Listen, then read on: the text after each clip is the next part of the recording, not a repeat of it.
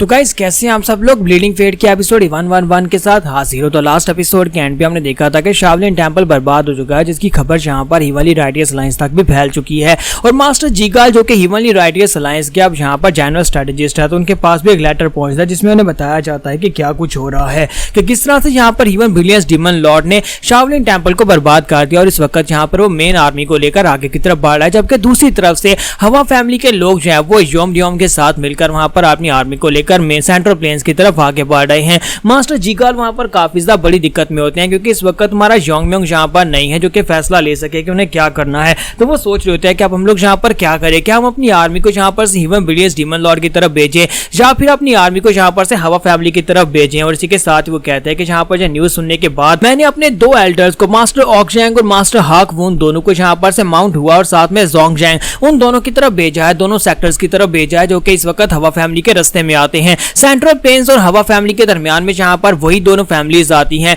उन दोनों को मैंने वहां पर भेजा ताकि वो उन दोनों को परस्यूट कर सके, ताकि वो लोग हमारी मदद करें। हालांकि वो दोनों फैमिलीज की आपस में बिल्कुल भी नहीं बनती, क्योंकि दोनों के जो फैमिली पैट्रियार्च हैं वो दोनों एक दूसरे के दुश्मन है। इसी वजह से वो दोनों जो है एक दूसरे से गुस्से में रहते हैं कि वो दोनों जहां पर राइटियस म्यूरम के लाइंस के साथी हैं, लेकिन इसके बावजूद वो लोग जहां पर एक दूसरे के साथ बिल्कुल भी अच्छे नहीं है। इसी वजह से वो लोग हमारे ऑर्डर्स को भी फॉलो नहीं करेंगे। लगता नहीं है कि ये इतना आसान होने वाला है, क्योंकि ये काफी ज्यादा मुश्किल हो जाएगा। लेकिन फिर भी कम से कम उन लोगों के पास यहाँ पर फायर आर्म के एक्सपर्ट्स तो हैं। अगर उनके पास फायर आर्म के एक्सपर्ट्स हैं, इसका मतलब यह है कि वो फाइटिंग में अगर हमारा साथ देते हैं तो फिर हम लोग यहाँ पर सेंट्रल प्लेन्स में आने वाली हवा फैमिली की जो आर्मी है उसको बैक डाउन कर सकते हैं। और माउंट हुआ के बारे में कहा जाता है कि माउंट हुआ के पास यहाँ पर सबसे यंगेस्ट एक बहुत ही पावरफुल फायर आर्म का एक्सपर्ट है, जो अभी भी यहाँ पर फायर आर्म में पहुंचा है। और अगर उससे यहाँ पर काउंट किया जाए तो हमारे पास यहाँ पर काफी सारे फायर आर्म के एक्सपर्ट्स हो जाएंगे, जो कि यहाँ पर दूसरी तरफ के डीमंस को हराने में काफी ज्यादा मदद देंगे। चाहे यहाँ पर डीमन आर्मी की तरफ से कितने ही पावरफुल फायर आर्म के एक्सपर्ट्स क्यों ना आ जाएं, लेकिन वो सभी लोग यहाँ पर वन ब्रिलियंस डीमन लॉर्ड की तरह मॉन्स्टर्स तो नहीं होंगे जो कि अकेले यहाँ पर पूरे शावलिन टेंपल को बर्बाद कर सकता है।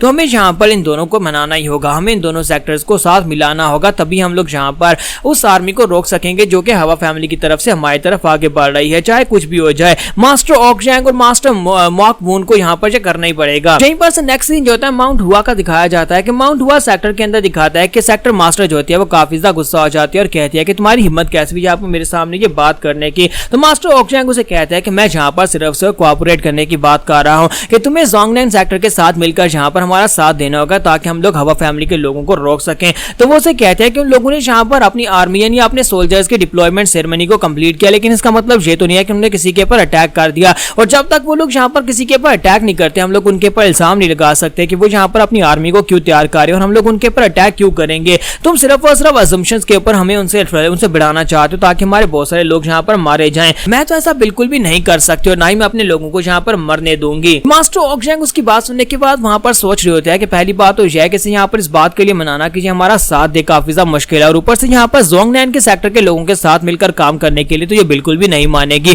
क्योंकि आज से कुछ साल पहले कुछ ऐसा हुआ था कि इसको यहाँ पर कुछ लोगों ने बुली किया था जो कि यहाँ पर उनके सेक्टर के थे, और इसने वहां पर उन लोगों को बहुत ही बुरी तरह से पीट दिया था। जोंगनैन सेक्टर के एल्डर्स को बुरी तरह से पीटा, जिसकी वजह से जोंगनैन सेक्टर का जो सेक्टर मास्टर यानी पैट्रियार्च था उसने यहाँ पर आकर इससे बदला लिया, जिसकी वजह से दोनों सेक्टर्स एक दूसरे से बहुत ज्यादा नफरत करते हैं और इसी वजह से दोनों कभी एक दूसरे के साथ नहीं मिलजुल सकते। यहाँ तक कि पिछले कुछ सालों में दोनों सेक्टर्स जो है आपस में काफी बार भिड़ चुके हैं और एक दूसरे के साथ फाइट कर चुके हैं, जिसकी वजह से दोनों सेक्टर्स को काफी ज्यादा नुकसान पहुंचा है। मास्टर ऑक्जैंग उसे कहता है कि मुझे लगता है कि पैट्रियार्च तुम्हें इस बारे में दोबारा एक बार सोचना चाहिए, क्योंकि इस वक्त नामगंग फैमिली के पैट्रियार्च भी हार चुके हैं और हमारे जो स्वर्ड एम्परर थे वो भी हार चुके हैं, और इसके साथ साथ अब शावलिन टेंपल भी पूरी तरह से बर्बाद हो चुका है। तुम्हें यहाँ पर इस बारे में सोचना ही पड़ेगा। और इसी के साथ ही चियोंगम्योंग साइड के ऊपर से निकल कर आता है और उनसे कहता है कि क्या मैं यहाँ पर कुछ कह सकता हूँ। तो वो कहती है कि चियोंगम्योंग तुम यहाँ पर क्या कहना चाहते हो। तो चियोंगम्योंग कहता है कि चाहे वो लोग यहाँ पर कितने ही स्ट्रॉन्ग क्यों ना हो, मैं यहाँ पर फायर आर्म में पहुंच चुका हूँ, मैं अकेले यहाँ पर उन सभी लोगों को हरा सकता हूँ। शायद उन्हें पता नहीं है कि माउंट हुआ सेक्टर वालों के पास भी यहाँ पर फायर आर्म का एक्सपर्ट्स हैं। तो उसकी बात सुनने के बाद मास्टर ऑक्जैंग सोच रहे होते हैं कि ये बिल्कुल हमारे यंग मास्टर की तरह है, यंग मास्टर टैंक की तरह, लेकिन इसकी कोई भी है जो स्पेशलिटी है बिल्कुल उसकी तरह बिल्कुल भी नहीं है। हालांकि दोनों की उम्रें जो है वो तकरीबन सेम ही होगी जब ये लोग फायर आर्म में पहुंचे हैं, लेकिन हमारा जो योंगम्योंग है वो इससे बहुत ज्यादा बेहतर है कि ये सिर्फ और सिर्फ एक बच्चा और ये गैर जिम्मेदारी की बात कर रहा है। इसकी आंखों से दिखाई दे रहा है कि इसके अंदर वो जज्बा, वो जोश और वो पावर नहीं है जो कि हमारे सेक्टर अलायंस लीडर के पास है। तो पैट्रियार्च कहते हैं कि इस लड़के की बातों के ऊपर ज्यादा ध्यान मत दो। कभी मुझे ऐसा लगता था कि ये ब्लैक डेथ अलायंस लीडर का मुकाबला कर सकता है या फिर हिवन ब्रिलियंस डीमन लॉर्ड का मुकाबला कर सकता है, लेकिन मुझे नहीं लगता कि अब यहाँ पर जो उनसे फाइट कर पाएगा क्योंकि वो मॉन्स्टर्स ज्यादा पावरफुल हैं। फिर साथ ही वो उसे कहते कहते हैं कि मास्टर ऑक्जैंग अगर तुम चाहते हो तो कि मैं यहाँ पर जोंगनैन सेक्टर के लोगों के साथ मिलकर काम करूँ तो उन्हें यहाँ पर मेरे सामने आकर घुटने टेक कर माफी मांगनी होगी। तो ये बात सुनते ही हमारे जो मास्टर होते हैं वो उसे कहते हैं तो फिर मैं यहाँ पर से जा रहा हूँ। तो ये बात सुनने के बाद उसे कहते हैं कि अब तुम कहाँ पर जा रहे हो, तो वो कहता है कि मैं यहाँ पर जोंगनैन सेक्टर के लोगों के पास जा रहा हूँ क्योंकि तुमने जो शर्त रखी है वो इस शर्त को कभी नहीं मानेंगे और इसी वजह से मैं जाकर उनसे बात करता हूँ, क्या पता वो लोग हमारे साथ कोऑपरेट करने को तैयार हो जाएं। तो पैट्रियार्च चलाकर उसे कहती है ऑक्जैंग कमीने कहीं के लगता है कि तुम्हें यहाँ पर सबक सिखाने का वक्त आ गया है, क्या तुम यहाँ पर मुझे छोड़कर उन लोगों के पास जाकर भीख मांगोगे कि वो लोग यहाँ पर तुम्हारा साथ दे, तुम्हें लगता है कि मुझसे ज्यादा बेहतर हैं। तो मास्टर ऑक्जैंग उसे कहता है कि तुम भी अच्छी तरह से जानते हो कि मैं यहीं का यानी माउंट हुआक सेक्टर का एक हिस्सा हूँ, यहीं का एक मेंबर हूँ, यहीं का रहने वाला हूँ, लेकिन इस वक्त मैं यहाँ पर अपनी हिमालय अलायंस की तरफ से एक मैसेंजर बनाकर भेजा गया हूँ ताकि मैं तुम्हें यहाँ पर बता सकूं कि हमें तुम्हारी जरूरत है। अगर तुम यहाँ पर मुझे अपने सेक्टर का मेंबर समझकर ये सोच रही हो कि मैं दूसरे सेक्टर में जाकर जोंगजंग सेक्टर के लोगों के सामने बात नहीं करूंगा तो तुम गलत समझ रही हो। और इसी के साथ ही वहाँ पर पूरी बिल्डिंग हिलना शुरू हो जाती है। वो दोनों काफी हैरान होते हैं। तो मैट्रियार्च कहती है कि बाहर क्या हुआ है, ये एनर्जी सर्ज, ये डिमोनिक एनर्जी, और वो दोनों वहां से भागते हुए बाहर आते हैं। तो जैसे वो लोग बाहर आते हैं और बाहर आने के बाद देखते हैं तो वो काफी ज्यादा हैरान होते हैं क्योंकि वहां पर उनके काफी सारे गार्ड्स मर चुके होते हैं। और वहां पर फर्स्ट ब्लेड और डीमन ब्लेड को दिखाता है कि उन लोगों ने वहां पर उसके गार्ड्स को मार दिया था और कहते हैं कि हमें तो लगा था कि राइटियस अलायंस के जो गार्ड्स हैं वो काफी ज्यादा पावरफुल होंगे, लेकिन ये सभी लोग तो कुछ ज्यादा ही कमजोर है, ये तो कचरे की तरह है, इनको मारना तो बहुत ज्यादा आसान है।